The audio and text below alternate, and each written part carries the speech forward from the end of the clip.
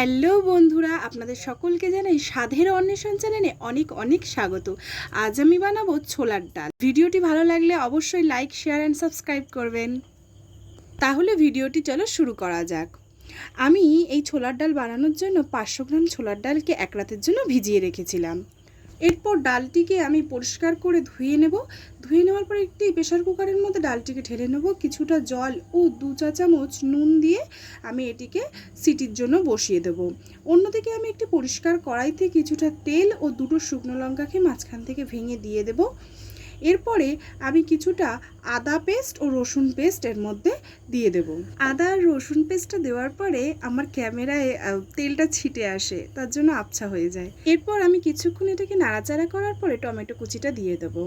Tomato কুচি দেওয়ার পরে আমি কিছুটা হলুদ আর লঙ্কার গুঁড়ি এর মধ্যে অ্যাড করব। এরপরে কিছুটা সামান্য নুন দিয়ে স্বাদ মতো আমি এটিকে ভালো করে আরেকবার কষিয়ে নেব। ভালো করে আমার কষানো হয়ে গেছে। এবার আমার ডালটিও এদিকে রেডি হয়ে গেছে।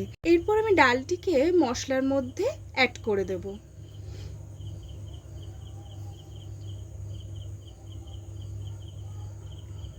এরপরে ভালো করে নাড়াচাড়া করে আমি কিছুক্ষণ রেখে দেবো ফুটে ওঠার জন্য। ফুটে উঠলেই আমাদের রেডি ছোলার ডাল। তাহলে এবার দেরি কিসের, পরিবেশন করে ফেলুন। এটি অবশ্যই আপনারা বাড়িতে ট্রাই করবেন। ভালো লাগলে লাইক, শেয়ার অ্যান্ড সাবস্ক্রাইব করবেন।